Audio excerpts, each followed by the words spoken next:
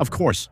Dear friends, hello and welcome to Ukraine. I am embarking on perhaps the most dangerous mission I have undertaken since the beginning. Today we are going to follow the teams that launch large fixed-wing drones, which are used for observation to spot the Russians approaching. These teams would be the first targets if the Russians ever plan an assault. And overall, with our antenna that allows real-time communication, it's true that this spot unfortunately gets detected relatively quickly. You can hear the explosions around me. Come on, we have to go. It was our spot, it was our place.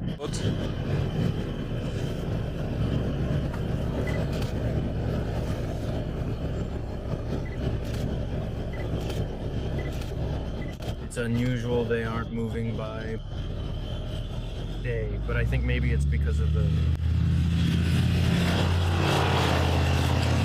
Look, even the bulldozers are fitted with some kind of electronic warfare device on the roof. The first point is to know if we can safely go to the position. We received information that there are several Russian observation drones less than 5 kilometers from where we need to go. These drones, like Ukrainian ones, detect movement up to 20 kilometers, so for now we can't go there. Here they also have detection systems for different FPV drones, because we're in an area that could potentially be hit. So here you have the different frequencies that are being monitored, and if there's a drone, an FPV, that comes on one of these frequencies, the information will appear here. And then, over there, because the FPV doesn't have any security on its data link. And here you have a frequency detector, so this is for Zala, Orlan, and so on, other types of drones, including DJI as well. So why do we use unsecured connections? It's because with digital communications, when you go behind a hill, it's either 1 or 0. That means as soon as the signal drops even a little, everything stops. So with digital communication in a kamikaze drone, we lose communication very, very early, because as soon as we stop receiving even a little bit, it gets lost. Whereas with analog communications, which are unsecured and can be watched by others, well, actually, when you lose connection, 50%, 60%, 70%, even if only 10% remains, you can still use the pixels to guide the FPV all the way to impact. And that's why we use, or rather everyone uses, non-secure systems, because the connection is basically maintained almost all the way to the end, and so it's more effective. The advantage is that on the other side, well, we can listen to them, we can watch them, so it allows us to know exactly whether we're being targeted or not. All right, let's get back to our topic. We're heading to our position with the windows open to listen for drones. I have the detector in my hands. The shotgun right in front of him. And we're trying to drive a little fast. So as soon as we arrive, there's an emergency. We have to unload the vehicle as quickly as possible with all the equipment, and then hide the vehicle very quickly, simply because if we stay outside for a few minutes, we risk being spotted and then hit by drones or even by Russian artillery. Well, it's much bigger than I thought. There you go, my friends. There's even Mr. Deli. I hope we won't have to sleep here, but in any case, it's well organized. FPV alert, we came to take cover.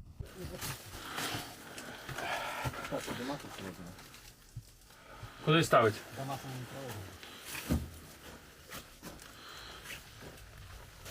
This is the tensest situation I've been in yet. Shots fired nearby as we take down an FPV drone.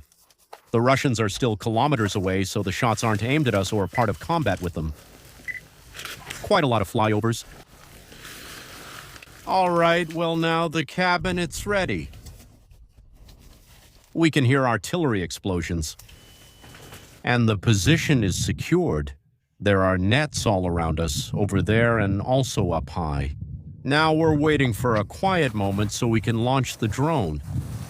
This is our lifeline. This is the FPV drone detector. We know that in this environment here, a Russian fiber optic FPV wouldn't be able to operate because there's too much clutter around us. So this is the way to know if there are drones. It's the way to know if there are piloted drones.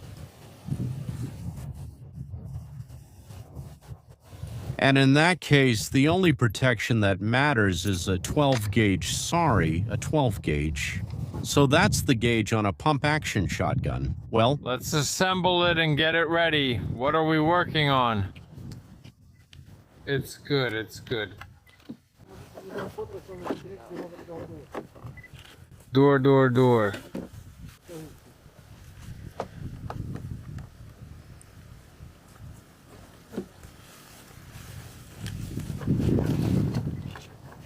since there's a small gyroscope inside the drone, it needs to be initialized. That means spinning it around on all axes several times. A fairly precise sequence actually lets it maintain a reference axis, know its orientation relative to north, and point the camera correctly, even if communication or positional data is lost. It allows you to be more efficient. It's the same step.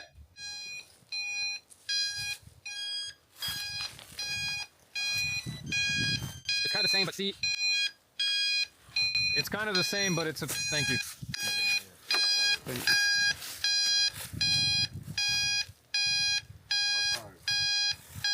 That's how it is.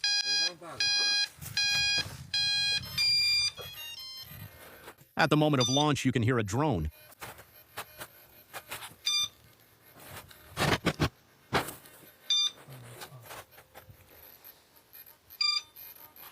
No problem. Hello, Poksa, that's cool.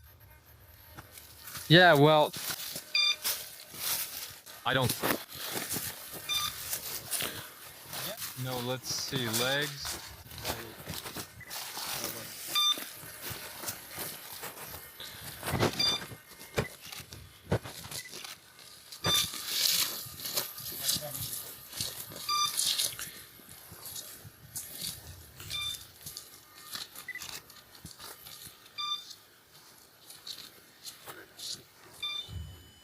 FPV, what? Come on, from here. Like, we still have 62 pilots left. We have... There are still 62 pilots left. I realize the thing. There is a...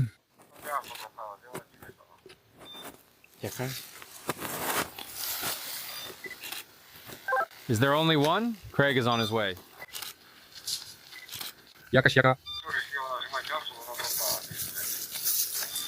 I shouted, "Comrade!"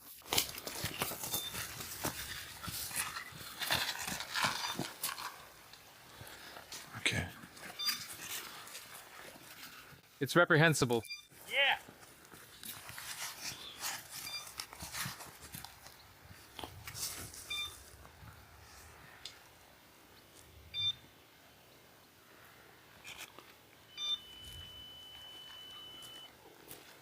It's reprehensible. It's reprehensible.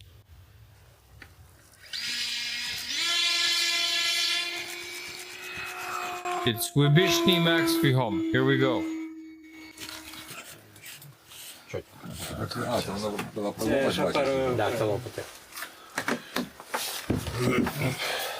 Go. It was tense because as they were about to launch the drone, we heard some FPVs. They saw each other and launched it urgently anyway. So the launch went well with the catapult, as you saw. Otherwise, it's the whole team. Here you go, sir. We have skating mode activated. A pilot is the leader of the group. Here you go. You highlight everything in that mode so you can center it. That's what I chose. That's what I chose. He controls the orientation of the camera, and then throw the book, yes. And then throw it, yes, into the same one, into the same one, into the same one, into the same one. So, during this whole mission, they will be flying between 1,000 and 1,300 meters in altitude, which is quite low for a fuel-powered drone, because usually electric drones are the ones that can fly low, they don't make noise, they don't produce heat, and they aren't detected. But here, apparently, there aren't even that many missiles that can be fired from the shoulder anymore, so the threat is these FPV kamikaze drones, which will be detected. Whether they're at 1,000 or 3,000 meters, it doesn't make any difference. So they can fly relatively low, which gives good resolution and therefore very good visibility. And at 330 kilometers, they really have zero loss of connection, with a camera that can film up to another 15 kilometer behind, with really nice zoom capabilities. However, to designate and identify a target, if something happens 15 kilometers away, that's still close enough to see it. Now, this was a mission that I just happened to be there that day. They still managed to destroy 2 Russian positions in the afternoon, 1 artillery piece and 1 electronic warfare unit. And so that's what's impressive. It's that even though we were deep inside, more than 20 kilometers behind the Russian line, the electronic warfare system was destroyed with artillery. And the artillery piece, it was destroyed simply with a kind of large drone, the Dart. I'll refer you to the video where we talked about it. There you go. So, the mission is a big success. For just 1 afternoon, that seems really impressive to me. I hope so too.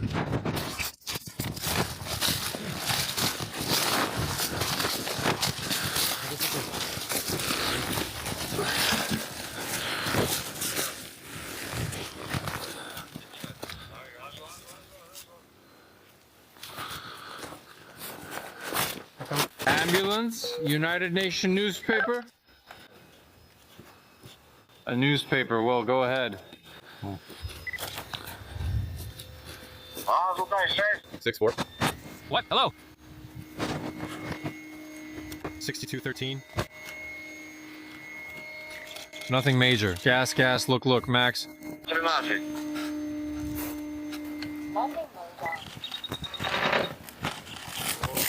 Fuck. Gas. About 40 centimeters. Having taken that. She's already coming down at the first point. Tell me, Semyon, is it crooked? No, it's on the field. Subtitling Society sub.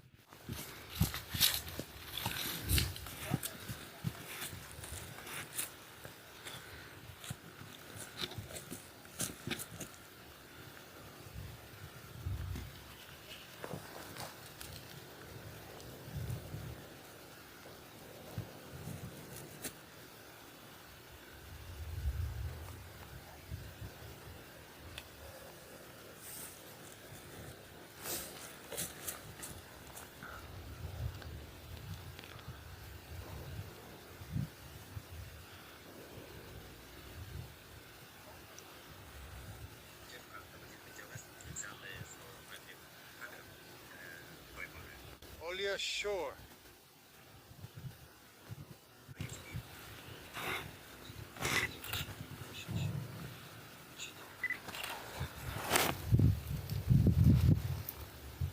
That this is a wing. Molnar, okay.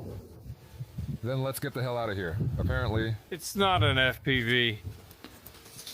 Maybe she was somewhere nearby. Well, We have to do it apparently. It's not an FPV. By the sound of it, they...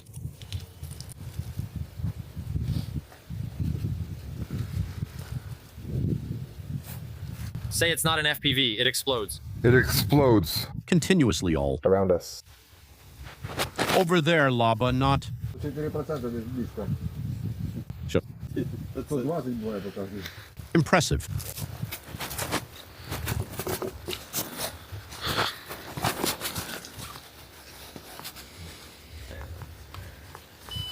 Come on, videos. Oh yeah. Up to the lady. Up to POV 66% rifle to David. That's it.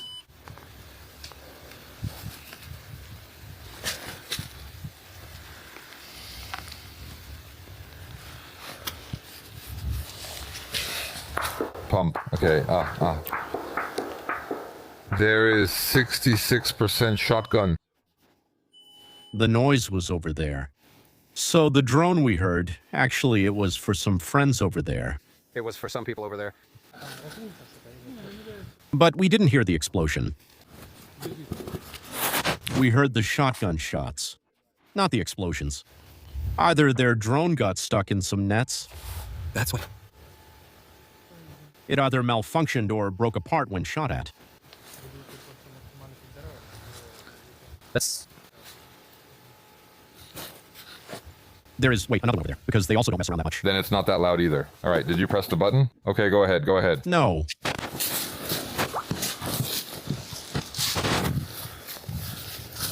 Subtitles by Jeremy Diaz, no. Come on. just signal one. Sometimes the road case, it is FPV, yeah. but now there's no detection like a village or FPV. Okay. What? Pump action shotgun. But it's a real pain. It's fine, yes. But how they don't now. In video, it can be a digital video signal, so on FPV... It happens. Yep. Rarely, yeah.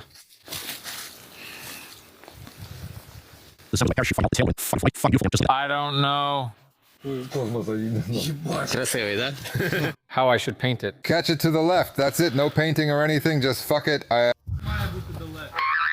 Subtitles by Jeremy Diaz. I think you'd better look for places for this kind of parachute somewhere beyond Kramatorsk. Somewhere like Balaclava, that's what you need. No, it's well. Prices for firewood. It's fine. As far as I'm concerned, you said it's separate. Thank you. Okay. You see here? There you go. That inside is shot. And so sometimes this shot is attached to a small net like this, and it allows you to catch a drone with more certainty. Most importantly, even if you shoot and destroy the drone, its inertia may keep it moving towards you. Here you go. It won't come back to me. Whereas when you use a small net, the small net will get caught in the propellers and make the drone fall farther away. So, in terms of efficiency, more hits on target and less damage by hitting it with small nets rather than with simple buckshot or a shotgun. It landed safely. Sorry, no problem at all. It's okay. Here you go, that's all. I'm going to ask you to absolutely, yes. Tell me when I parachute. And if we see the camera with the gimbal here, what is it upside down? An important factor is also the weather. We talked about it for a lot of good reasons. So Rasputitsa is something else, but actually you see this weather? That's clear skies. Big blue sky means several things. It means that both we and the Russians will be able to launch their observation drones. This means that FPV drones, artillery, and guided glide bombs could follow and be launched. It also means that the Ukrainians can do the same thing the other way around. But above all, they can see Russian assaults coming from dozens of kilometers away. That's why mechanized assaults are making a comeback now. It's that when there's a lot of fog, like there was, for example, a few days ago, well, the fog means the Ukrainians no longer have that advance warning, so the Russians can no longer use artillery or FPVs to prepare the ground. But for Ukrainians, there's some surprise. These mechanized armored columns that will appear there when they're only a few hundred meters, a few kilometers away, whereas usually they start getting torn apart more than 20 kilometers before reaching the zero line. So that's an important factor as well. The fog right now is a favorable factor for mechanized assaults, but it's bad when there are casualties out on the positions because we have wounded every day. That's why I was at a medic post yesterday, and I spent almost 2 days there. There were no wounded, zero wounded, because there were no Russian assaults. And on the other hand, there were no FPV drone flights or anything like that. So the weather is a double-edged sword either way in any case. The Russians are relying on general winter, but Ukrainians are at home and also know winter well. We're taking it apart, Hop. We're in the process of taking apart our drone. It's going to go back into its little box. One last little detail, I was just talking about cleanliness. Their camp is super clean. There's not a single piece of trash, not a scrap of paper, nothing. They say they often spot Russians because of the trash. But, on the other hand, what they do is they set up decoy positions, meaning that for a whole day they wait. They make spots where they put water bottles, visible things, things that are clearly visible from the sky, white stuff, blue stuff, and they build dummy tanks with pallets with things like that, which give the impression. And apparently the Russians use quite a lot of ammunition trying to blow up wooden pallets and attack camps that don't exist, like, well, that tent there. They take that, and the Russians have sometimes used cables, sometimes glide bombs dropped by planes. But I don't know if you can hear it. There were just 2 explosions in 5 seconds. Another one. It's all the time.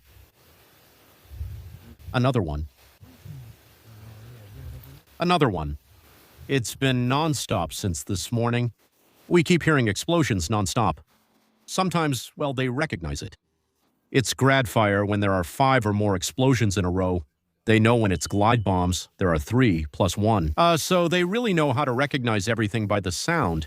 Hearing is really a super important element for them. And so, just to tell you, when we drive around here, on the line, at least for me, we really see a lot of decoy positions. Honestly, there are nearly more decoy positions than real. And some of the destruction claims the Russians make are actually decoys. Wooden decoys made by the guys here who are trying to lure the Russians a bit further by putting out trash. So I hope the Russians keep being messy because it makes them easy to spot from observation drones. This is now the most dangerous moment. We waited for sunset. At sunset, drones have worse visibility on both sides, obviously. So logically, on our route, it should be a bit less dangerous. You see, on the roof of our vehicle, we have jammers. But again, it doesn't work against fiber optic drones.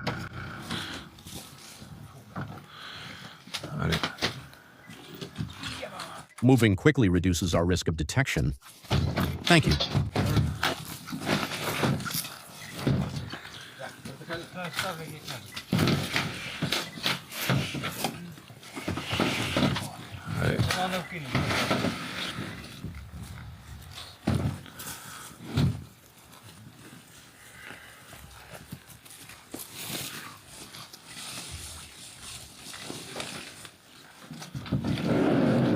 Is a bit more dangerous. Come on, my bad guy. To St. Mihiel. Come on. You can have this patch, guys, if you want it. With this patch, we buy systems for the Ukrainians to help them survive. For example, the drone detector I showed you, and now. And no, frame at the back. Come on, let's go, let's go. One more thing. It's good, it's good. It's good. It's good, you wouldn't say so, but, well, Vasanchik went to another. Panoli, you wouldn't say so, but this is the stressful part.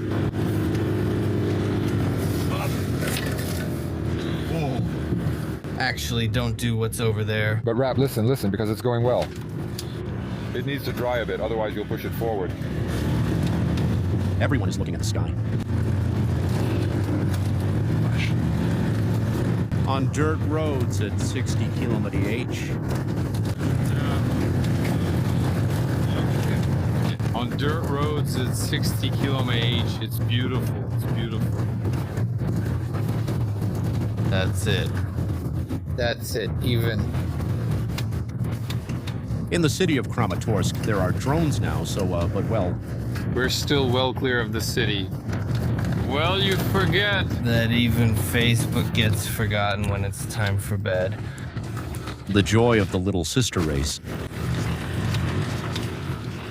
Right now, it's still okay, but in a few weeks, in my opinion, it's going to get complicated. It's fine. You know, there are scissors, there are those little airplanes. They're not really off-road. In the cockpit. They don't have it there. On the cabins. Woohoo! Well, they just don't bring anything. Do you like les amis? It's a success. This mission is a success. We are happy about what we did.